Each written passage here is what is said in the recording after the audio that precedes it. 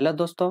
तो फिर से स्वागत है आप लोगों का पसंदीदा YouTube channel Balram creative class में। तो आज के इस वीडियो में हम लोग देखने वाले हैं बिहार स्टेट बिहार शिक्षक पात्रता परीक्षा जो 2024 में क्वेश्चन आया था। हम लोग देखने वाले हैं PYQ क्वेश्चन। तो PYQ क्वेश्चन का सॉल्यूशन देखने वाले हैं जो 2024 में क्वेश्चन में पूछा गया। और आपको यहाँ पे दिख रहा होगा ये 23 मई 2024 का सेकेंड शिफ्ट का आया हुआ क्वेश्चन का करेंगे, जिसमें से आपका पेपर 1 एंड पेपर 1 का एंड पेपर 2 दोनों के लिए उच्च माध्यमिक और माध्यमिक के लिए दोनों के लिए एलिजिबल होगा, क्योंकि शिक्षण कला से जो ये रहता है शिक्षण कला से आपका रहेगा 30 क्वेश्चन और 30 क्वेश्चन रहेगा शिक्षण कला से, और मैथ रीजनिंग वगैरह जो रहता है ये मैथ रीजनिंग से ये 20 क्वेश्चन रहेगा। ठीक है, तो ये भी आप लोगों को बता दे रहे हैं। तो शिक्षण कला से 30 क्वेश्चन और इससे तो हम लोग सबसे पहले मैथ से स्टार्ट करेंगे, इसलिए मैथ से आप एग्जाम में भी सबसे पहले मैथ से रीजनिंग ईवीएस और जीके कीजिएगा, इसीलिए क्योंकि यदि टाइम नहीं रहता है तो ये सब पेपर जो रहता है मैथ्स रीजनिंग ईवीएस जीके बहुत हल्का क्वेश्चन देता है, जो आपको एकदम 20 क्वेश्चन आएगा जिसमें से आप 18 से 19 सही करवे। एक गलती मुश्किल से हो सकता है, नहीं तो वो भी नहीं गलती होगा। ठीक है, तो इसलिए शिक्षण दक्षता कला से हम लोग सेकंड में करेंगे, इसलिए आपको एग्जाम में भी इसी तरह करना होगा। सबसे पहले आप मैथ से करते हैं, तो चलिए स्टार्ट करते हैं मैथ से। जो कभी इससे पिछले वाला नहीं देखे हैं तो वो सारा कंप्लीट करवा दो यहाँ, तो ज़रूर उसको देख लीजिएगा, क्योंकि ये आप पीवाई के क्वेश्चन देख के ही जाइएगा तो आपको एग्जाम का पैटर्न पकड़ पाइएगा, नहीं तो फिर एग्जाम में बहुत दिक्कत होगी। चलिए स्टार्ट करते हैं पहला प्रश्न। देखिए आप लोग बनाने की कोशिश कीजिए। जलियांवाला बाग हत्याकांड कब हुआ था? 5 अप्रैल 1919 को, 6 अप्रैल 6 अप्रैल 1918 को, 10 अप्रैल 1919 को और 13 अप्रैल 1919 को। तो आप लोग बताइए क्या सही इसका आंसर होगा। चलिए, तो क्या होगा 13 अप्रैल 1919, तो ऑप्शन नंबर डी हो जाएगा। तो 13 अप्रैल 1919 को जलियांवाला हत्याकांड हुआ था, तो इम्पोर्टेंट है, इसीलिए इससे क्वेश्चन बनेगा। और ये देखिए जलियांवाला हत्याकांड के बारे में आप जानते भी होंगे। ये क्या एक बहुत प्रकार का विद्रोह इसी समय क्या हुआ था, वहाँ पे क्या कहता है पंजाब का एक शहर रहता है जहाँ पे जनरल डायल के द्वारा क्या कहता है वहाँ पे मतलब कि जो भी निहत्थे रहते हैं उन पे क्या कहता है गोली अंधाधुंध गोली चलवा दिया जाता है और चारों तरफ से गेट बंद करके गोली चलवा दिया जाता है।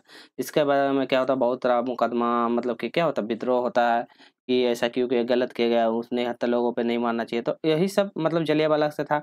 उसी के दौरान जो आंदोलन कर रहा था सबसे कौन कौन था सत्येंद्र किचलू, तो किचलू के नाम से याद रखिए। सत्येंद्र किचलू था और एक था किचलू और एक सत्यपाल था। किचलू और सत्यपाल सत्यपाल तो किचलू और सत्यपाल इम्पोर्टेंट है, ये दोनों अपना सबसे ज्यादा योगदान दिया था और इसी का विरोध का प्रदर्शन शुरू कर दिया था। इसी के दौरान गोली बारिश हुआ था जिसमें से बहुत लोग मारे गया था।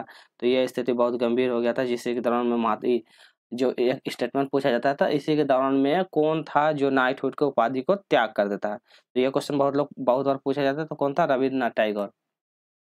तो रविंद्रनाथ टैगोर जी थे। इसी के दौरान क्या कहता है वो रविन्द्रनाथ टैगोर जी नाइटहुड की उपाधि को त्याग कर देता है। ये कब मिलता था उसको? 1915 में मिलता था। पहले 1915 में अंग्रेज के द्वारा दिया गया था 1915 में, और बाद में 1919 में जो हत्याकांड हुआ था जलियांवाला हत्याकांड, इसी के दौरान क्या कहता है त्याग कर देता है। तो ये भी याद रखिएगा, त्याग कर देता है। तो इससे एग्जाम में बनता है क्वेश्चन, तो इतना सा याद रखिएगा। चलिए इतना हो गया। चलिए फिर नेक्स्ट क्वेश्चन की ओर बढ़ते हैं हम लोग। क्वेश्चन नंबर 32 इसमें बोलता है किस राज्य ने सभी घरों के लिए छत पर वर्षा जल का संचय करने का अनिवार्य कर दिया? तो कौन ऐसा मतलब कि स्टेट है जो उन्होंने छत है तो ये छत के ऊपर क्या कहता है वर्षा का पानी को संचित करना है। इसको पानी का भाग आप अपना सिंचाई में इस्तेमाल कर सकते हैं, नहाने में इस्तेमाल कर सकते हैं या अन्य किसी चीज में कर सकते हैं। तो ये कौन सा स्टेट? केरल, कर्नाटक, तमिलनाडु, आंध्र प्रदेश, बताइए। तो कौन सा स्टेट है? तमिलनाडु। ये याद रखिएगा, इंपॉर्टेंट है तमिलनाडु। तमिलनाडु से आप इतना सा याद रखिएगा, इसमें यहाँ पे एक त्योहार मनाया जाता है जल्लीकट्टू। तो जल्लीकट्टू त्योहार मनाया जाता है। तो जल्लीकट्टू त्योहार मनाया जाता है जिसमें से क्या कहता है मतलब कि जो ये रहता है क्या बोलते हैं सांड। हाँ सांड रहता है। तो सांड को क्या कहता है, सांड को बस में करना रहता है, जो बस में करता है वो क्या कहता है विनर हो जाता है। तो ये इंपॉर्टेंट है, इसको याद रखिएगा। चलिए इससे ज्यादा और क्वेश्चन नहीं है, फिर नेक्स्ट करते हैं। अगला क्वेश्चन है कौन सा देश एक साथ आने वाले संघ का उदाहरण? तो एक साथ आने वाले संघ का उदाहरण बेल्जियम, यूएसए, श्रीलंका या भारत। एक साथ संघ में आने वाले तो कौन सा? यूएसए एक साथ संघ में आने वाला एक ही देश है, तो ऑप्शन नंबर बी हो जाएगा यूएसए। इंपॉर्टेंट है, याद रखेगा। उसके बाद संयुक्त राज्य अमेरिका हो गया, स्विट्जरलैंड, ऑस्ट्रेलिया जैसे एक जो है ये उसके साथ एग्जाम्पल, तो इसके साथ हो जाएगा यूएसए हो गया, यूएसए हो गया, ऑस्ट्रेलिया हो गया, ऑस्ट्रेलिया, ऑस्ट्रेलिया का बाद फिर आया स्विट्जरलैंड,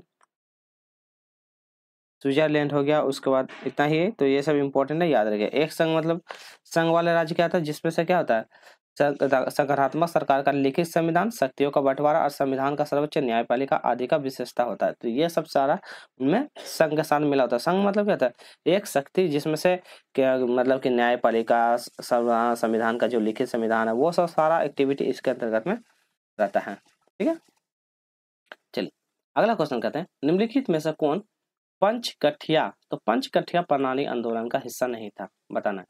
शेख गुलाब, हसरंग सहाय, पीर मोहम्मद मुंशी, राजेंद्र प्रसाद। तो बताइए पंचकठिया, आप लोग पंचकठिया वाला पढ़े होंगे आंदोलन, क्या था, तो कौन नहीं था, बोला था राजेंद्र प्रसाद इसका हिस्सा में नहीं था। तो देखिए पंचकठिया, पंचकठिया आप लोग पढ़े होंगे। पंचकठिया में क्या था, इसमें से एक नील की खेती के लिए खेत दिया जाता था, जिसमें से खेत के लिए आपको क्या कहता है, यहाँ पे नील की खेती को उगाना रहता था, खेत के लिए नील की खेती उगाना रहता। और इसी के दौरान इसमें से जो भी प्रणाली मतलब कि इसके दौरान जिसके तहत मतलब एक खेत दिया जाता है, और खेत कितना रहता है, 1 बीघा का रहता है, 1 बीघा, 1 बीघा खेत रहता है। और इसी के दौरान क्या करता है, वहाँ पे नील की खेती को उगाना था, और नील की खेती का 5 कट्ठा जमीन पर नील को अलग से इस जगह पे जैसे आपका 1 बीघा खेत है, तो इस जगह 5 कट्ठा पे क्या है, अलग से आपको नील की खेती करना है, और नील की खेती करके क्या अंग्रेज सरकार को समर्पित करना है। तो ये इंपॉर्टेंट है, इससे क्वेश्चन बनता है। ठीक है, तो ये याद रखिएगा। और ये कौन सा जिला में था, तो बिहार का चंपारण। तो याद रखिएगा बिहार के चंपारण में स्टार्ट हुआ था। तो बिहार का चंपारण जिला में स्टार्ट हुआ था, ये भी याद रखिएगा। ठीक, चलिए बहुत अच्छा क्वेश्चन था। अगला है गबन के लेखन कौन है, तो गबन मुंशी प्रेमचंद, मुलक राजानंद, आर के नारायण, खुशवंत सिंह। चलिए बताइए, तो गबन का लेखन कौन होगा, मुंशी प्रेमचंद। तो प्रेमचंद के बारे में पढ़ा होगा, प्रेमचंद के बहुत ही प्रसिद्ध लेखक भी थे। उनके द्वारा बहुत सारा जैसे कि मतलब अपने योगदान दिया था, बहुत सारा कविता, बहुत सारे कहानियों को लिखा था, जैसे कि उसका बहुत सारा रंगभूमि था, निर्मला था, गबन था, कर्मभूमि, गोदान। जैसे कर्मभूमि ये इंपॉर्टेंट है, कर्मभूमि, गोदान।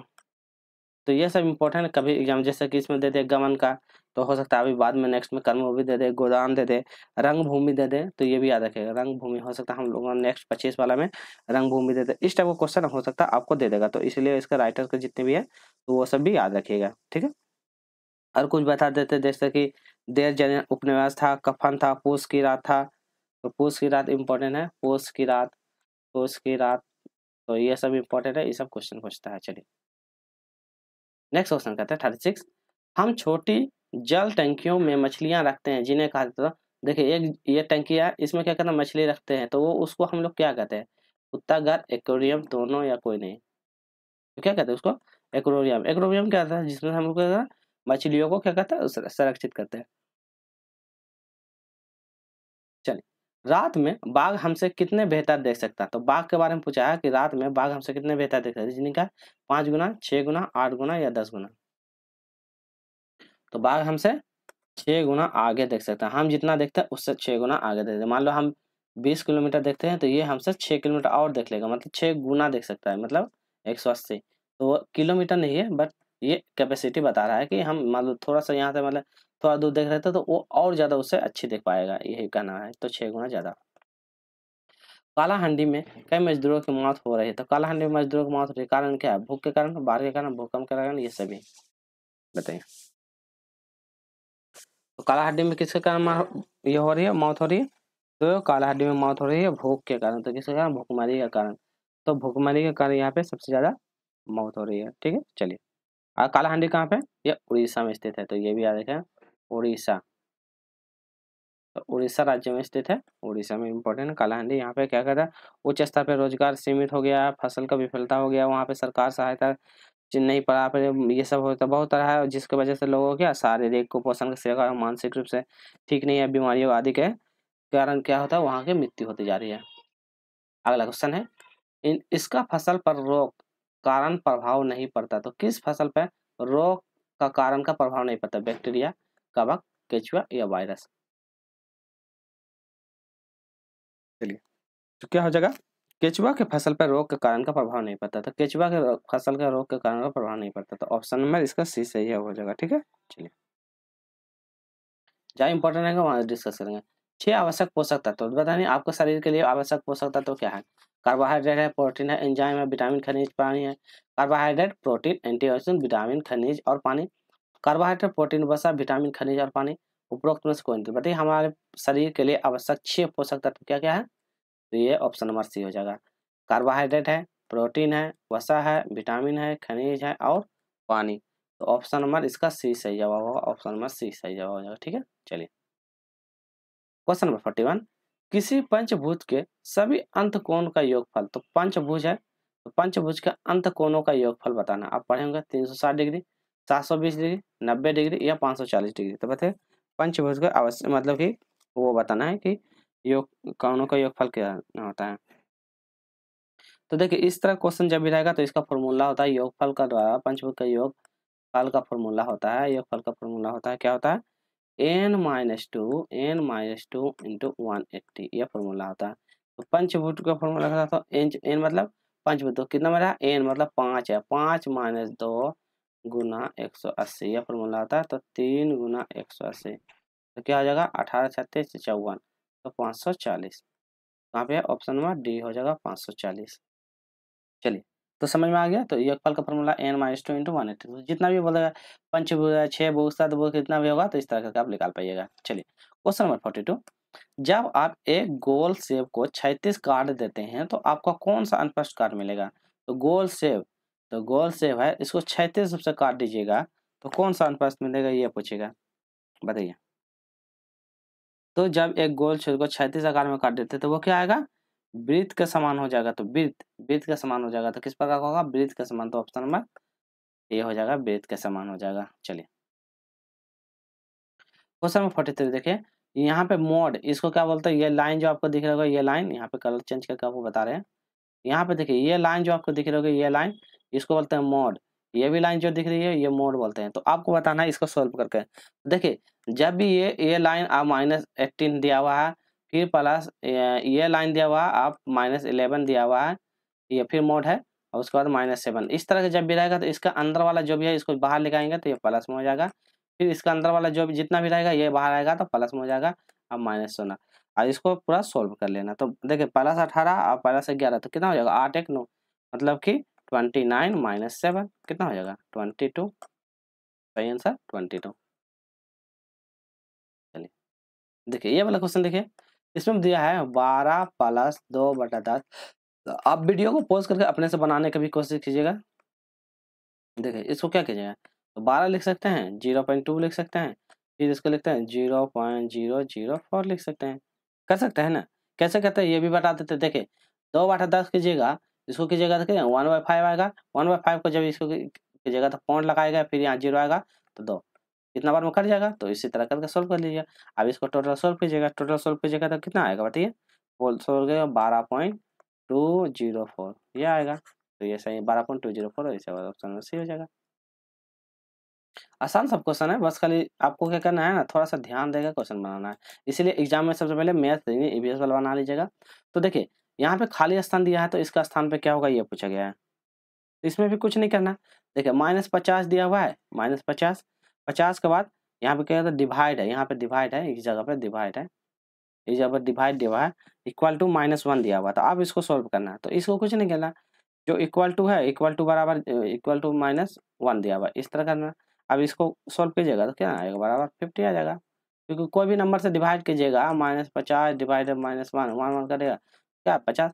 एकदम एक लाइन का क्वेश्चन सब दिया था बच्चे वाला जो आपको आराम से नंबर दिला देगा। चलिए क्वेश्चन नंबर 46 नीचे दिए गए विकल्प में विषम तत्व ज्ञात करना। टॉर्नेडो, तूफान, ज्वालामुखी और हरिकेन बताइए तो कौन सा विषम है। तो देखिए टॉर्नेडो, हरिकेन और तूफान सभी का एक समूह है। तो हरिकेन हो जाएगा, तूफान और टॉर्नेडो ये सेम है, ये तीनों सेम है, परंतु ज्वालामुखी जो है ये एक प्रकार डिफरेंट है। तो ऑप्शन नंबर सी। चलिए यहाँ क्वेश्चन दिया हुआ है, दिए गए श्रृंखला में प्रश्न चिन्ह के स्थान पे क्या होता है। तो प्रश्न चिन्ह के स्थान पे क्या होगा, देखिए यहाँ पे दिया हुआ 2 है, 15 है, 41 है और उसके बाद 80 है। तो यहाँ पे क्या आएगा ये पूछा गया है। तो देखिए आपको यहाँ पे कुछ अंतर दिख रहा होगा, कलर चेंज करके बता रहे हैं, देखिएगा ध्यान से। देखिए 2 और 15 के बीच में अंतर क्या है 13 है, 15 इसके बीच में क्या है 15 दूनी 30, तो 30 31 32 तो कितना हो जाएगा। तो इसके बीच में अंतर बताइए तो कितना हो जाएगा 26। ठीक है, क्योंकि देखिए 15 में 26 जो 6 5 11 2 1 3 1 4, तो क्या होगा सब में प्लस हो रहा है, तो इसमें 13 प्लस कर देंगे, इसमें 26 कर देंगे। अब कुछ समझ 13 13 26 13 39, अब देखिए 13 13 26 39 13 का 52, यहाँ 52 जोड़िएगा तो कितना हो जाएगा 8 5 13 और 2 तो 132, तो समझ में 13 26 39 13 का 52। कुछ समझ में आया कॉन्सेप्ट? यहाँ ऐसा किए, आप देखिए नीचे मिलाइए, इन दोनों के बीच में अंतर कितना है 13, इन दोनों का कितना है 13 26 13 14 फिर 13, इधर को अंतर कितना है 13, समझ में आ रहा है? तो ये मतलब नीचे नीचे बराबर बराबर चल रहा है, 13 13 जोड़ते जाएंगे, आगे बढ़ते हैं, फिर इसमें जोड़ेंगे कुछ भी रहेगा तो फिर 13 जुटेगा, इस तरह बढ़ते जाएगा, तो यहाँ आंसर हो जाएगा 132, तो 132 ऑप्शन नंबर सी। चलिए इसमें देखें मोहन की 3 पुत्री है, तो मान लेते हैं ये मोहन है, मोहन का 3 पुत्री, 3 पुत्री है, ये 1 पुत्री 2 पुत्री ये 3 पुत्री हो गया, और प्रत्येक पुत्री का एक भाई, तो जितने भी पुत्री है उसका मात्र एक भाई, तो मोहन का और एक बेटा होगा, तो यहाँ बेटा होगा। ये मान लो बेटी है, 3 गो बेटी है, 3 बेटी है, एक बेटा होगा।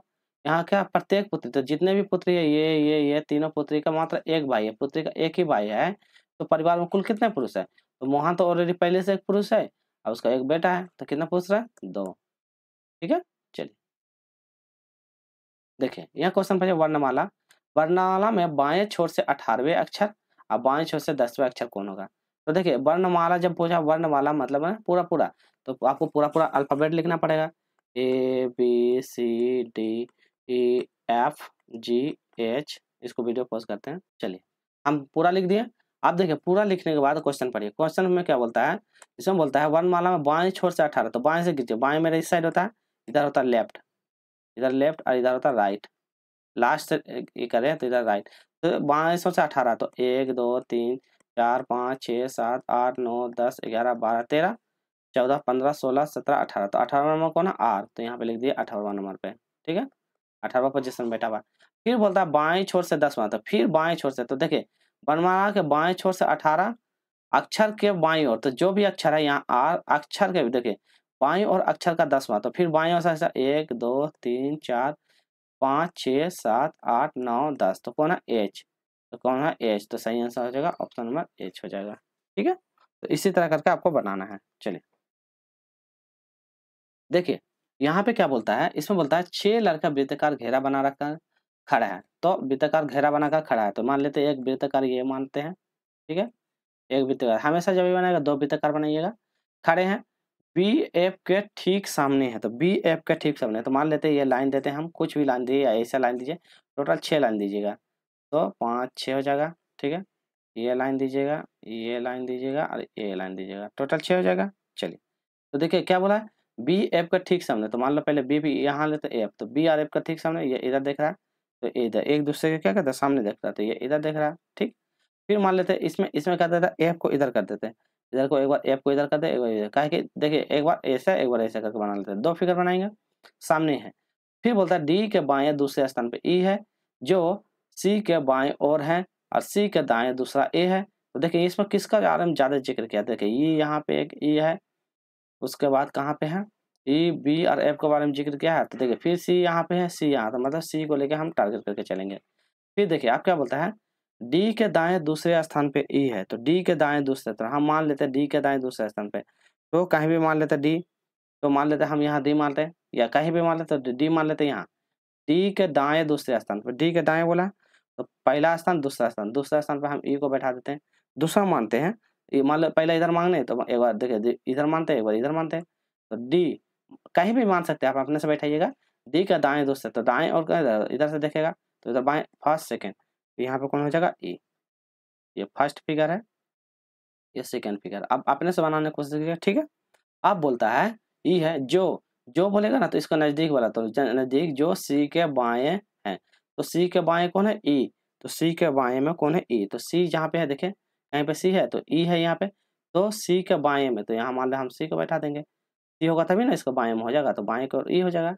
अब मान ले सी के बाएं ई, तो आप देखिए कहाँ पे जगह ई यहाँ पे है, यहाँ पे सी बैठाना पड़ेगा, यहाँ पर हम सी बैठा दें, तो सी के बाएं में ई हो जाएगा, सी के बाएं में ई हो गया। चलिए अब बोलता है यहाँ पे फिर क्या बोलता है, डी के दाएं दूसरा स्थान पर हो गया, और अब चलिए सी के दाएं दूसरा ए, आप सी के दाएं दूसरा ए, तो सी देखिए यहाँ पे है दाएं में दूसरा फर्स्ट सेकेंड, यहाँ पे ए बैठ जाएगा, सी का दाएं तो सी यहाँ पे है, फर्स्ट सेकंड तो यहाँ पे ए बच जाएगा। ठीक है, चलिए अब क्या हो गया, टोटल हो गया सारा चीज 6 हो गया, 3 3 6 3 3 6। अब बोलता है ई का बाएं तीसरा कौन, तो ई का बाएं में तीसरा, तो ई का बाएं में तीसरा कौन हो जाएगा बताइए आप लोग। अब ध्यान से देखें, तो देखिए ई है यहाँ पे और ई का बाएं में तीसरा, तो देखिए यहाँ से नीचे क्या देख रहा था, फर्स्ट सेकंड थर्ड, कौन है बाएं में तीसरा, आंसर ऑप्शन नंबर ए हो जाएगा। तो ऑप्शन नंबर ए, इसमें भी देखिए फिगर में काम कर जाएगा ए, तो ई का बाएं तीसरा, तो ई का बाएं तीसरा फर्स्ट सेकंड थर्ड, तो ए हो जाएगा। देखिए पहला दूसरा तीसरा, तो ऑप्शन नंबर ए बी सही हो जाएगा। ठीक है, चलिए टोटल यहाँ क्वेश्चन कंप्लीट हो गया। अब हम लोग बढ़ते हैं वहां से शिक्षण क्लास से स्टार्ट करते हैं। तो इस टाइप का क्वेश्चन जरूर आप लगा के जाइएगा। ठीक है, चलिए तो स्टार्ट करते हैं पहला क्वेश्चन के साथ। पहला क्वेश्चन यहाँ पे देख लेते हैं। इसमें बोलता है निम्नलिखित में से कौन सा कक्षा शिक्षण में बुनियादी प्रतिमान है। सीखने का प्रतिमान, निर्देशात्मक प्रतिमान, दोनों सीखने का प्रतिमान और निर्देशात्मक प्रतिमान, उपरोक्त में से कोई नहीं। आप लोग बताने की कोशिश कीजिए क्या इसका सही जवाब होगा। चलिए हम लोग आंसर की ओर बढ़ते हैं। तो 1 का सही आंसर क्या हो जाएगा, ऑप्शन नंबर हो जाएगा निर्देशात्मक प्रतिमान। तो क्या हो जाएगा, ऑप्शन नंबर बी हो जाएगा निर्देशात्मक प्रतिमान। निर्देशात्मक प्रतिमान क्या होता है, यह एक प्रकार का बुनियादी शिक्षण प्रक्रिया होता है जिसमें से क्या शिक्षण को हम ज्यादा से ज्यादा क्या प्रभावी बना सकते हैं, निर्देश दे सकते हैं। बच्चों को निर्देश देंगे, निर्देश के माध्यम से बच्चों को शिक्षण की कला, बच्चों में क्या क्या एक्टिविटी है वो सब चीज को हम निर्देश के माध्यम से उनकी बुनियादी शिक्षा को बढ़ाएंगे। चलिए क्वेश्चन नंबर 2 की बार बढ़ते हैं। इसमें बोलता है प्रभावी शिक्षण, इसमें क्या बोलता है प्रभावी शिक्षण के लिए प्रभावी शिक्षण शामिल है शिक्षक सक्रिय हो लेकिन छात्र सक्रिय भी हो सकता है और नहीं भी। ठीक, शिक्षण सक्रिय हो और निष्क्रिय हो लेकिन छात्र सक्रिय होना चाहिए। शिक्षक सक्रिय हो और छात्र सक्रिय हो, उपरोक्त में से कोई नहीं। बताइए क्या होगा, तो क्या होगा। देखिए प्रभावी शिक्षण आपको चाहिए, तो प्रभावी शिक्षण में देखिए शिक्षक सक्रिय होगा लेकिन छात्र नहीं होगा तो उसको पढ़ा का कोई फायदा नहीं। शिक्षण सक्रिय निष्क्रिय होगा, छात्र सक्रिय, तो मान लो छात्र पढ़ने में तेज है, उत्सुक है, पर शिक्षक पढ़ाएगा नहीं तो इसका भी तो कोई फायदा नहीं। तो ऑप्शन नंबर सी हो जाएगा, शिक्षक और छात्र दोनों रूप से सक्रिय होना चाहिए, ताकि जब भी शिक्षक पढ़ा रहेगा तो शिक्षक के माध्यम से बच्चों को एक की ओर देखेगा और शिक्षक एक की ओर, दोनों के द्वारा जो आंखों का जो प्रतिव्यय होता है जिसके वजह से बच्चों में क्या होता है पढ़ने का स्तर और ज्यादा बढ़ते हैं, जिससे उसकी स्मृति शक्ति में ज्यादा विकास होता है। तो इसीलिए आपको दोनों को एक्टिव होना जरूरी है। ठीक है, चलिए क्वेश्चन नंबर 18, इसमें बोलता है संज्ञानात्मक क्षेत्र का उदाहरण। तो संज्ञानात्मक क्षेत्र किसी विषय का वर्णन करें, एक एक्स-रे फिल्म को विकसित करें, एक पत्र टाइप करें या उपरोक्त की जिम्मेवारी दें। तो उपकरणों की जिम्मेवारी, तो संज्ञानात्मक क्षेत्र क्या होता है ये बताना है आपको। चलिए तो चलिए हम लोग बात करते हैं। तो संज्ञानात्मक क्षेत्र होता क्या है ये पूछा गया है ना। मिनट, चलिए तो संज्ञानात्मक क्षेत्र का उदाहरण है तो क्या है उसका संज्ञानात्मक मतलब किसी विषय का वर्णन करना।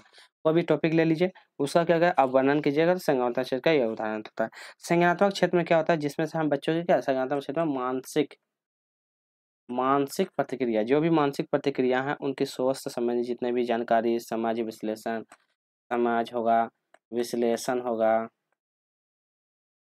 समाज सोच, उसके विश्लेषण, नया करने के तरीके, ये सब जितनी भी होती है ये प्रक्रिया इसी के अंतर्गत में आता है, संज्ञानात्मक क्षेत्र के अंतर्गत में ही आता है। ठीक है, ये आप लोग याद है, बच्चों की गतिविधियों को भी हम इसी के अंतर्गत में ला सकते हैं। क्वेश्चन नंबर 5, जानने या याद रखने को स्मरण को संबंध। तो जानना, याद रखना या स्मरण करना का संबंध क्या है, बोध, अनुप्रयोग, ज्ञान या मूल्यांकन, क्या होगा। तो स्मरण करने का संबंध हम लोग ज्ञान से संबंधित करते हैं, तो ज्ञान से। तो जानना, याद रखना, ये सब स्मरण करना, ये सब क्या ज्ञान से संबंधित होता है। तो याद रखिएगा हम लोग क्या कहते हैं इसका अधिकरण, स्मरण, पुनः आदि बुनियादी जो भी है इसको हम लोग ज्ञान के अंतर्गत में लाते हैं। किस विधि से विद्यार्थी अज्ञात से ज्ञात की ओर, तो देखिए अज्ञात से ज्ञात की ओर जाएगा, विश्लेषण के द्वारा, आगमन के द्वारा, संश्लेषण के द्वारा, निगमन के द्वारा। देखिए कितना अच्छा आसान आसान क्वेश्चन पूछा था। चलिए तो हम इसमें जानते हैं, देख लेते हैं। तो क्या हो जाएगा, अज्ञात से ज्ञात की ओर जाएगा, तो अज्ञात से ज्ञात की ओर को जाएगा तो आगमन विधि का प्रयोग करते हैं। आगमन विधि होता क्या, इसमें क्या कहते हैं आप सबसे पहले बच्चों को उदाहरण दीजिएगा, तब जाके क्या कहते हैं उदाहरण से नियम की ओर जाएंगे। तो हम क्या करें, पहले जब बच्चों को उदाहरण देंगे, कोई भी एक्टिविटी करवाने से पहले हम क्या करें आगमन विधि में क्या करें बच्चों को उदाहरण देंगे, जहाँ बच्चे क्या उसको आगमन विधि के द्वारा उसको सीखेगा। ठीक है, चलिए हम बच्चे को सबसे पहले उदाहरण। निगमन विधि, इसमें क्या कहता है बच्चों को सबसे पहले नियम सिखाएंगे, नियम से हम उदाहरण की ओर जाएंगे। नियम क्या होगा, जैसे कि a+2 मतलब फॉर्मूला ना था a+b का होल स्क्वायर, तो होता है a² + 2ab प्लस बी का होल स्क्वायर। तो हम क्या करते बच्चों को जैसा है तो पहले हम नियम दे देंगे, ये बच्चे ऐसा ऐसा नियम होता है, उसके बाद क्वेश्चन करेंगे, तो ये 2 + 4 का होल स्क्वायर बताओ। उस तरह हम नियम करके सिखवाएंगे। तो इसी तरह पहले हम नियम करवाएंगे, इसमें पहले उदाहरण देंगे बच्चों को कि कोई कहानी शुरू में, हाँ ये ऐसा है, ये है, इसी से संबंधित होता है, तो ये उदाहरण दे दिए, उसके बाद बच्चों को कहानी बताएंगे। ठीक है, ये होता है। उसके बाद संश्लेषण और विश्लेषण भी आता है। तो विश्लेषण के बारे में जान जाते हैं। विश्लेषण क्या है? किसी विषय को, उसको भाग को विभाजित करना और प्रत्येक भाग का अध्ययन करना। तो विश्लेषण करता है पहले विभाजित कर देना, विभाजित करके उसको अलग अलग क्षेत्रों में उसको पार्ट को बांट कर पढ़ना। और संश्लेषण जो होता है आपको पता ही है, संश्लेषण का विभिन्न भागों को मिलाकर एक नया रूप देना। तो विभिन्न भाग, विभिन्न छोटा छोटा पार्ट है, छोटा छोटा छोटा छोटा पार्ट को एक मिलाकर एक नया रूप दे देंगे। तो यही होता है इसका सारा। चलिए क्वेश्चन नंबर 6, भारत में समृद्ध वनस्पतियों और जीवों को बारे में पढ़ाए जाने, तो वनस्पति और जीव के बारे में पढ़ाए जाने के बाद प्राथमिक कक्षाओं को छात्रों को स्कूल द्वारा रणथंभौर राष्ट्रीय उद्यान में ले जाएगा। तो इसमें छात्रों की मदद मिलेगी। तो सबसे पहले क्वेश्चन पढ़िए। आप क्या है बच्चों को पहले, सबसे पहले एक टीचर हैं आप क्या कहते हैं बच्चों को वनस्पतियों के बारे में बताएं, जीवों के बारे में बताएं कि ये होता है वनस्पति, ये होता है जीव, ये सब पढ़ा दिए। आप क्या कहते हैं, आप प्राथमिक स्कूल का बच्चा है, आप क्या कहते हैं उस बच्चों को क्या टूर में ले जाते हैं या भ्रमण के लिए ले जाते हैं। और वहाँ भ्रमण कहाँ ले जाते हैं हम? रणथंभौर राष्ट्रीय उद्यान। तो उद्यान ले जाते हैं और बच्चों को उससे दिखाते हैं। तो उससे बच्चों में क्या होगा? विकसित होगा। पहला है प्राकृतिक पता समान विकसित करेगा। कक्षा में सीखे गए ज्ञान को वास्तविक ज्ञान और स्थितियों से संबंधित करने में होगा मदद। यह पर्यावरण संरक्षण के लिए कौशल विकसित होगा बच्चों में, या मौज मस्ती करे और दोस्तों के साथ आउटडोर यात्रा का आनंद लेने के लिए। तो क्या उसमें बच्चों में विकसित होगा? बच्चों में क्या विकसित होगा? कक्षा में जो भी उसके टीचर के द्वारा सिखाया गया है, उनको सीखे गए ज्ञान को वास्तविक जीवन में स्थिति से यह संबंधित होगा। तो जो भी सीखा है बच्चों वहाँ जाएगा, वहाँ जाने के बाद उसको अच्छा से देखेगा, फील करेगा, समझेगा। तो उसका क्या माइंड में एक प्रकार अलग प्रकार कॉन्सेप्ट क्लियर होगा, वह हमेशा के लिए याद है। इसीलिए कहा जाता है बच्चों को पढ़ाने से ज़्यादा बच्चों को दिखाने से बच्चों को ज़्यादा याद रहती है। गतिविधि में शामिल है, क्या शामिल है? शारीरिक क्रिया, सामाजिक क्रिया, मानसिक क्रिया। शारीरिक, सामाजिक और मानसिक। तो बताइए गतिविधि, अब गतिविधि कर रहे हैं तो उसमें क्या शामिल होना चाहिए? हम जब भी एक्टिविटी करते हैं तो उसमें शारीरिक होता है, मानसिक होता है और सामाजिक। तो शारीरिक, मानसिक और सामाजिक तीनों चीज होता है। शारीरिक, मानसिक, सामाजिक आप लोग जानते हैं। शारीरिक क्रिया का क्या होता है? जिसमें से शरीर, शारीरिक मतलब यहाँ पे बता दें खेल हो गया, व्यायाम हो गया, एक्सरसाइज हो गया। तो जो भी होता है खेल, व्यायाम, एक्सरसाइज, जो भी एक्टिविटी है ये शारीरिक मांसपेशियों से संबंधित है। सामाजिक, समाज के बारे में जानते हैं। समाज के बारे में सहयोग करना, समूह चर्चा बनाना, समूह चर्चा करना, ये सब इसी में आता है। सहयोग करना, लोगों को मतलब कि लोगों को हेल्प करना, ये सब जो होता है संचारी को बढ़ावा देने का काम है। अब मानसिक जो होता है जिसमें आप क्या सोचने समझने विकास, तो सोचने समझने विश्लेषण करने, तो ये सब जो होता है मानसिक क्रिया के अंतर्गत आता है। ठीक है, चलिए पाठ्य योजना के बारे में कौन सा कथन सत्य नहीं है? तो सत्य नहीं पूछा है। इसमें आत्मविश्वास विकसित होता है, यह विषय वस्तु को व्यवस्थित रूप से वितरित करने में मदद करता है, यह छात्रों को विकसित किया जाता है, यह अव्यवस्थित शिक्षण बताता है। तो नहीं पूछा है, बताइए। तो क्या है पाठ्य योजना के बारे में छात्रों को विकसित किया जाता है, यह सत्य नहीं है। तो क्या है? यह विकसित किया जाता है, किया गया। इसमें क्या होता है? छात्रों को विकसित किया गया है, ये गलत है। हाँ वही सारा सही होगा। ठीक है, लेसन प्लान तो जान भी करते हैं। लेसन प्लान क्या होता है? लेसन प्लान 3 प्रकार का होता है। एक साप्ताहिक होता है, एक मतलब कि साप्ताहिक होता है, एक मासिक होता है और एक होता है रोज होता है, डेली बेसिस पे हो। ठीक है, तो डेली बेसिस पे होता है, एक साप्ताहिक होता है, एक मानसिक होता है। सबसे बेस्ट होता है रोजाना वाला जो होता है, डेली बेसिस वाला सबसे बेस्ट माना जाता है लेसन प्लान। क्वेश्चन नंबर 10, कोई सरल प्रदर्शन का प्रयोग करना, क्या उदाहरण? तो सरल प्रदर्शन का प्रयोग करने का क्या उदाहरण है? संग्रह होना, विस्तृत करना, स्पष्ट करना या अन्वेषण करना, बताइए। तो क्या हो जाएगा बताइए आप लोग। चलिए, तो इसका क्या होगा सही आंसर? तो कोई भी सरल प्रदर्शन का प्रयोग करना या स्पष्ट करने का काम करता है।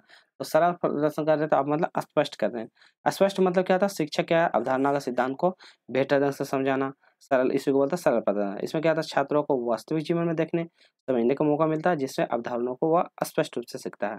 समझ में? तो मतलब यही है कि देखने के योग्य अनुभव को बनाने में मदद करना। तो देखना योग्य अनुभव बनाने में योगदान देना। क्वेश्चन नंबर 11, सूक्ष्म शिक्षण निम्नलिखित के लिए उपयोगी है। तो किसके लिए? माध्यमिक कक्षाओं में, प्राथमिक कक्षाओं में, शिक्षण प्रशिक्षण संस्था में, उपरोक्त में से कोई नहीं, बताइए। तो सूक्ष्म माइक्रो टीचिंग क्या है? मुख्यतः शिक्षण प्रशिक्षण में उपयोगी है। तो यह शिक्षण प्रशिक्षण में उपयोगी है। तो क्या है, शिक्षण प्रशिक्षण कहाँ पे, शिक्षक प्रशिक्षण में उपयोगी। तो शिक्षक का जो भी है प्रशिक्षण, माइक्रो टीचिंग छोटे छोटे सीनियर स्टूडियो को पाठ कर उसमें शिक्षण, बच्चों को कौशल का अभ्यास कराना, उनकी समीक्षा लेना, उनकी तकनीकी के साथ जोड़ना, मौका देना, ये सब जो भी आता है इसी के अंतर्गत आता है सूक्ष्म कौशल। ये कितना देर कर लिया था, 5 से लेकर 10 मिनट। तो ये याद रखिएगा, इंपॉर्टेंट है। कभी पूछा था सूक्ष्म शिक्षण कितने दिन टाइम के लिए होता है, मतलब 5 से 10 मिनट, और इसे छोटे छोटे टाइम पीरियड में उसको बांट के उसको पढ़ाना। सूक्ष्म शिक्षण बहुत इंपॉर्टेंट है।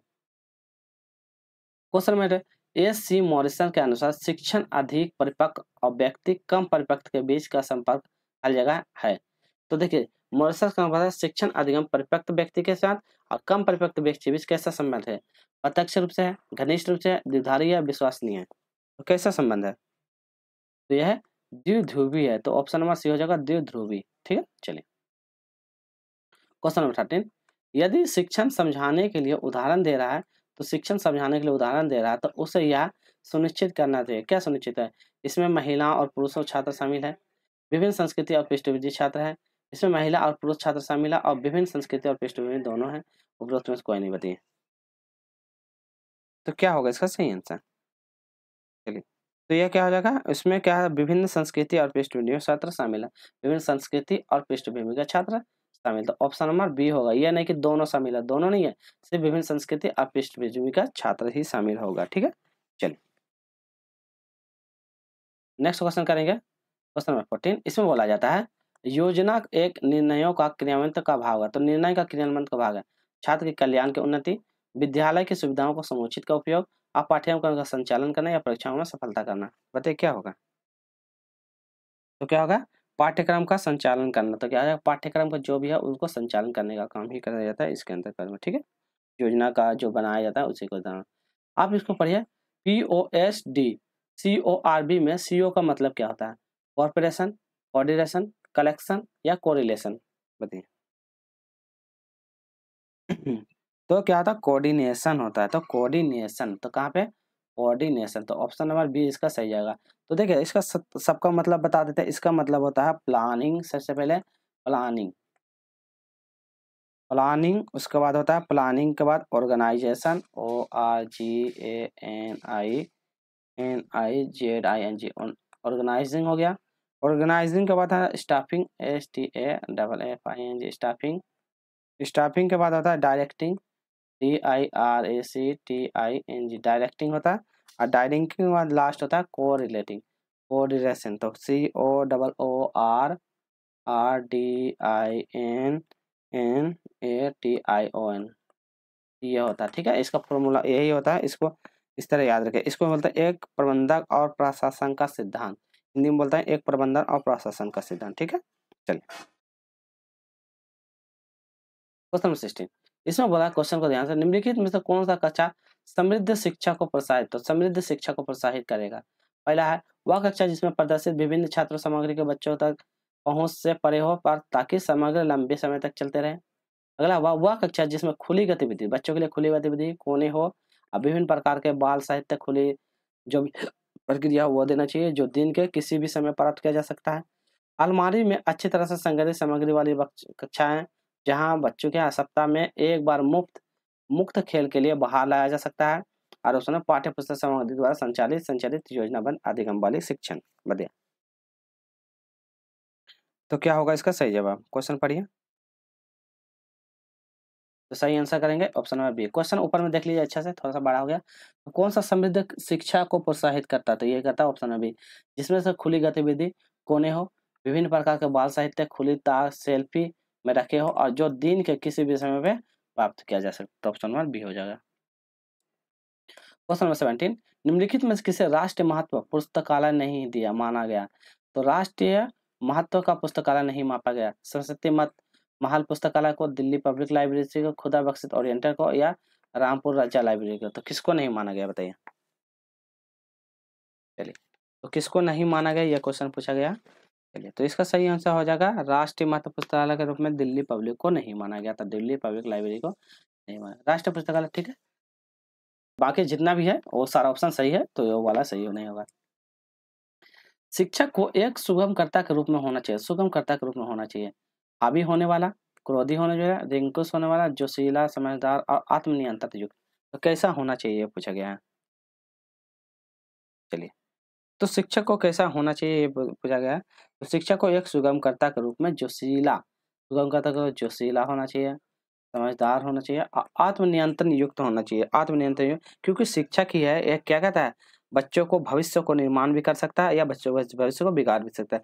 इसीलिए शिक्षक में सकारात्मक और नकारात्मक हर एक्टिविटी को रखना चाहिए, ताकि बच्चों को हर समय में सिचुएशन में उनको मोटिवेट करे, शांत करे, धैर्यवान बनाए, या शिक्षण प्रकार में जो होता है उपचारात्मक निरात्मक प्रक्रिया जो भी होता है बच्चे में जो होता है, बच्चों के जो दिक्कत होती है मूल्यांकन करके उसको गलतियों को सुधारना, ये सब। हाँ, तो बच्चे को ये सब जोशीला होना चाहिए, समझदार होना चाहिए, आत्मनियंत्रण युक्त होना चाहिए। बच्चे यदि कोई गलती कर दे तो उसमें क्या करना, खुद पे कंट्रोल करना भी आना चाहिए। चलिए, क्वेश्चन नंबर 19, शिक्षक को अपने छात्रों में कल्याण के लिए खुद को समर्पित करने के लिए अपनी विशेष सेवा को केवल उनके लिए सच्चाई को प्रसारित करना चाहिए, अच्छे परिणाम के लिए, उनका प्रमोशन के लिए, अपने छात्रों के लाभ के लिए या वेतन में वृद्धि करने के लिए। तो खुद को सच्चाई को प्रसारित करना चाहिए क्या, तो क्या करना चाहिए, शिक्षक को अपने छात्रों के कल्याण को खुद को समर्पित करने के लिए अपनी विशेष सेवा में केवल अपने छात्रों को लाभ के लिए, तो छात्रों के लाभ के लिए, तो बच्चों को कितना से ज्यादा लाभ हो, ये चीज के लिए हम उसको क्या कहते हैं, ज्यादा अपने आप को समर्पित करेंगे। बच्चों ज्यादा से ज्यादा मेरे से जितना भी हो सके बच्चों पूछो, उससे मेरे से जितने भी है मेरे शक्ति जो है मैं सारा का सारा उस पर अर्पित कर दूं। अगला है, निम्नलिखित में से कौन सी परियोजना आधारित शिक्षण विशेषता नहीं है, तो शिक्षण विशेषता नहीं है, यह गैर मनोवैज्ञानिक है, यह सैद्धांतिक है, यह छात्रों में काम करने वाली आजादी नहीं देता है, इसमें छात्रों के लिए शारीरिक और मानसिक गतिविधि शामिल होता है। बताइए कौन सा परियोजना आधारित शिक्षण विशेषता है। तो परियोजना आधारित शिक्षण, इसमें छात्रों के लिए शारीरिक और मानसिक गतिविधि दोनों शामिल होती है। तो इसमें बोला है परियोजना आधारित शिक्षण विधि। चलिए, तो परियोजना शिक्षण जिसमें छात्र को वास्तविक दुनिया और समस्याओं को हल करने के लिए योजना में काम करना, तो वास्तविक दुनिया और में शारीरिक, ऑप्शन नंबर डी हो जाएगा इसका सही आंसर। तो क्या है, शारीरिक और मानसिक गतिविधि दोनों शामिल करेंगे, जिसमें से बच्चों को वास्तविक दुनिया और जो भी परियोजना है उससे हम क्या करें, शारीरिक और मानसिक तो आप पढ़े होंगे, शारीरिक में जो बच्चों को एक्टिविटी जो भी करवाई जाए तो वो, और मानसिक रूप से जिसमें से तर्क करना, योजना बनाना, ये सब उसी के अंतर्गत में आ जाएगा। क्वेश्चन नंबर 21, शिक्षण या निर्देश की शुरुआत से पहले आयोजित किए गए आकलन को हम क्या कहते हैं, प्रारंभिक आकलन, रचनात्मक आकलन, औपचारिक आकलन, योगात्मक आकलन। तो स्टार्टिंग है शिक्षण का निर्देश शुरू कीजिएगा तो शुरू मतलब प्रारंभिक, ऑप्शन नंबर ए ही सही हो जाएगा, इसमें तो कुछ नहीं है, स्टार्टिंग कीजिए तो प्रारंभिक योजना ही माना जाता है। ठीक है, चलिए, इसमें से और कुछ कुछ जैसे प्रारंभिक योजना बच्चों को पहले पता कर लेंगे कि बच्चों को कौन सा विषय के बारे में जानकारी देना है, तो ये प्रारंभिक योजना हो जाएगा। और रचनात्मक, योगात्मक, उपचारात्मक, योगात्मक आकलन जो होता है ये अंत में किया जाता है, तो यह अंत में दिया जाता है, तो ये अंत में दिया जाने वाला योगात्मक आकलन होता है। ठीक, चलिए, तो इम्पोर्टेंट है, ध्यान रखिएगा, इससे क्वेश्चन बनेगी आपके। क्वेश्चन नंबर 22, आकलन विश्वसनीय संबंधित है, आकलन खाली जगह से उपयोगिता है, निरंतरता है, गुणवत्ता है या प्रासंगिक है। तो क्या होगा, आकलन एक प्रकार की निरंतरता चलने वाली है, तो बच्चों का आकलन निरंतरता चलने वाली संबंधित है, तो आकलन निरंतरता का संबंधित है। क्वेश्चन नंबर 23, प्रोजेक्टिव तकनीकों का उपयोग मूल रूप से मापने के लिए किया जाता है, तो मूल रूप से मापने के लिए किया जाता है बुद्धि को, ज्ञान को, व्यक्ति को या अभिवृत्ति, किसको मापने के लिए किया जाता है। तो प्रोजेक्टिव टेक्निक का उपयोग मूल रूप से व्यक्तित्व को मापने के लिए, तो पर्सनैलिटी, व्यक्तित्व को, व्यक्तित्व मतलब व्यक्तित्व होता है उसके डिजाइन, एक्टिविटी, आम चिंतन प्रदेश, उनके अंतर्निहित जो भी विशेषताएं उनको उजागर करने में काम आता है, उनकी भावनाओं, उनकी रचनाओं आदि को भी उजागर करने में व्यक्तित्व को देखा जाता है। पाठ्य चर्चा है, क्या है, करिकुलम, पाठ्य विवरण है, पाठ्यक्रम है, पाठ्य सहयोगी गतिविधि है, किसी संस्थान में समग्र गतिविधि है, तो क्या है, तो पाठ्यक्रम, तो पाठ्य चर्चा ही पाठ्यक्रम का संदर्भित है, तो पाठ्यक्रम, ऑप्शन नंबर बी हो जाएगा पाठ्यक्रम। ठीक है, चलिए, तो पाठ्यक्रम के बारे में पाठ्य चर्चा होता क्या, पाठ्य चर्चा पहले बताते हैं, पाठ्य चर्चा के बारे में डिस्कस किया तो क्या होता है, यह अगर एक बार का योजना होता है जिसमें से क्या कहता है, बच्चों को स्कूल या अन्य शैक्षिक संस्थाओं के द्वारा छात्रों को द्वारा जो शिक्षा देने के लिए निर्धारित किया जाता है या ढांचा बनाया जाता है, ताकि बच्चों का कौन कौन सा महत्वपूर्ण विषय वस्तुओं को शामिल किया जाना, तो यही होता है पाठ्य चर्चा। ठीक है, अब पाठ्य चर्चा में बहुत सारे उपयोगों उद्देश्यों को पूरा करना है, बच्चों को निर्धारण करना है, बच्चों को मूल्यांकन देना है, ये सब उसी के अंतर्गत में हम लाते हैं। योगात्मक मूल्यांकन अभी जस्ट बताए हैं, जो सुनेंगे अच्छे से बना दीजिएगा, शुरुआत में होता है, बीच में होता है, नियमित अंतराल में होता है, अंत में होता है। अभी जस्ट बताए हैं, जिसको जो पढ़ेंगे तो बता दिए, देखिए यहाँ अभी जस्ट लिखे भी हैं। योगात्मक मूल्यांकन क्या था, अंत में दिया जाता है, लिखा हुआ है कब दिया जाता है, अंत में दिया जाता है। यहाँ पे ऑप्शन नंबर डी हो जाएगा। इसलिए हम जो कुछ बोलते हैं तो उस पर ध्यान दीजिएगा आप लोग। क्वेश्चन नंबर नीचे दिया हुआ है, कथन दिया है अंतर्निहित स्मृति सूचना अंतर्राष्ट्रीय या सचेत स्मरण को संवर्धित करती है, पहला स्टेटमेंट। दूसरा, स्पष्ट स्मृति उन यादों को संवर्धित करती है जिनके बारे में लोग सचेत रूप से नहीं जानते हैं, लेकिन यह उनके बाद प्रदर्शन और व्यवहार को प्रभावित भी कर सकती है। तो उपरोक्त में से दिया हुआ कथन एक दोनों सही है। कथन एक सही है, दोनों गलत है। कथन एक सही है लेकिन दो गलत है। तो इस तरह का बताना है कौन सा सही होगा, पढ़िए। तो हम इसका आंसर की ओर बता देते हैं। तो 1 और 2 दोनों गलत है, ये भी गलत है, ये भी गलत। क्यों गलत है देखते हैं। अंतर्निहित स्मृति सूचना अंतर्राष्ट्रीय सचेत स्मरण को संदर्भित करता है, इसमें बोलता है यह गलत है। क्यों गलत है, क्योंकि इसमें स्मृति और यादों को क्या संदर्भित करने का था जिसके बारे में लोग सचेत रूप से नहीं जानते हैं, उनके व्यवहार को प्रभावित कर सकते हैं। इसका मतलब सचेतता स्मृति से संबंधित नहीं है। तो सचेतता क्या स्मृति से संबंधित नहीं है, पहला।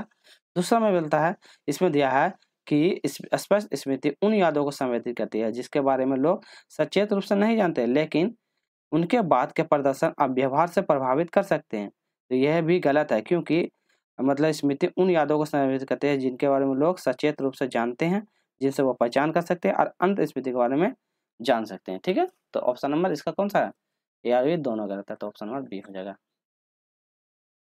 क्वेश्चन नंबर 27, प्रभावित शिक्षण वातावरण बनाने में कौन सा कारक महत्वपूर्ण भूमिका निभाता है। शिक्षक की योग्यता, शिक्षण सुविधा की उपलब्धता, विदेशी भाषा प्रयोग पर ध्यान देना और कुलीन वर्ग को छात्रों के लिए प्रवेश देना। तो बताइए प्रभावित शिक्षण वातावरण में कौन सा कारक महत्वपूर्ण भूमिका निभाता है। तो कौन सा, शिक्षक की योग्यता का हम सबसे अधिक महत्वपूर्ण। तो शिक्षक की योग्यता, तो शिक्षक की जो योग्यता है सबसे बच्चे में प्रभावित शिक्षण में सबसे ज्यादा योगदान देता है। क्यों, क्योंकि शिक्षक की योग्यता के माध्यम से ही बच्चों को ज्यादा किया जाता है, शिक्षित किया जाता है। शिक्षक और छात्रों के बीच अंत क्रिया का सबसे बड़ा लाभ, तो शिक्षक भी है और छात्र है, तो दोनों को अंत क्रिया का लाभ क्या हो सकता है। या छात्रों से प्रश्न पूछने को प्रोत्साहित करेगा, या प्रभावित सीखने सुविधा को प्रदान करेगा, इसके परिणाम स्वरूप बेहतर समूह संबंध बनाएगा, या शिक्षक को संतुष्ट करेगा, बताइए। तो शिक्षक छात्रों के बीच अंतःक्रिया सबसे बड़ा लाभ यह है कि प्रभावित सीखने का सुविधा प्रदान करेगा। तो यह प्रभावित सीखने का सुविधा प्रदान करेगा। ठीक है, तो क्या करेगा, सीखने का सुविधा को प्रदान करेगा, बच्चों को क्या उनके सवालों का जवाब देना, स्पष्टीकरण, सीखने का अनुभव आदि को भी बढ़ावा देगा। क्वेश्चन नंबर 29, इसमें देखते हैं कार्यवाही का सिद्धांत शिक्षक से अपने छात्रों की प्रक्रिया में मार्गदर्शन करने की मांग करता है। समायोजन, ऑडियो विजुअल संबंधी अनुभव स्थिति को उचित तरीकों से प्रतिक्रिया देना, उच्च कक्षाओं में चुनौतियों का सामना करना और भविष्य को रोजगार प्राप्त कराना। वीडियो पॉज करके बनाइएगा। तो क्या होगा, ऑडियो विजुअल संबंधी स्थितियों का उचित तरीकों से प्रतिक्रिया देना। तो ऑप्शन नंबर बी इसका सही होगा। तो कार्यवाही सिद्धांत यही होता है, ऑडियो विजुअल। आप लोग पढ़ेंगे ऑडियो विजुअल के बारे में। आज का अंतिम प्रश्न देख लेते हैं। दृश्य श्रव्य सामग्री शिक्षण सहायक सामग्री के साथ बेहतर परिणामों की प्राप्ति के लिए एक शिक्षक को ध्यान में रखना चाहिए। क्या रखना, उचित परिस्थिति का सिद्धांत, कार्यवाही का सिद्धांत, मूल्यांकन का सिद्धांत, इन सहायक उपकरणों का चयन में मार्गदर्शन का सिद्धांत। तो कौन सा उचित शिक्षक को ध्यान में रखना चाहिए, बताइए। तो क्या हो जाएगा, दिस ऑडियो विजुअल शिक्षण सामग्री होता क्या, इसके बारे में भी जानते हैं। उचित प्रस्तुति का सिद्धांत, तो ऑप्शन नंबर ए होगा। दृश्य विजुअल योग्यता जानते हैं क्या, तो इसमें क्या होता है, बच्चों के साथ मतलब देखने में मिलेगा, जैसे टीवी, ये टीवी है, तो टीवी में क्या हम पिक्चर को देख भी सकते हैं और साइड में आउटपुट लिखा रहता है जिसमें से हम सुन भी सकते हैं। यही सहायक सामग्री के साथ बेहतर परिणामों को प्राप्ति के लिए शिक्षक को ध्यान में रखने उचित प्रस्तुति का सिद्धांत, ऑप्शन नंबर ए हो जाएगा। चलिए, इधर तो 31 कंप्लीट होगा। वीडियो अच्छी लगी होगी तो लाइक कीजिएगा, शेयर कीजिएगा, जो नए हैं चैनल पर जरूर सब्सक्राइब जरूर कर लीजिएगा, ताकि आपको इसी तरह बिहार स्टेट से सारा PYQ क्वेश्चन हम करवा देंगे, ताकि आपको एग्जाम में जाने से पहले इस टाइप का क्वेश्चन जरूर करके जाएगा, ताकि आपको पता चले क्वेश्चन का लेवल क्या है। फिर हम कल मिलते हैं, 23 मई वाला हो गया, फिर देखते हैं नेक्स्ट क्वेश्चन आएगा उसको करेंगे। आज के लिए इतना ही, टेक केयर, बाय।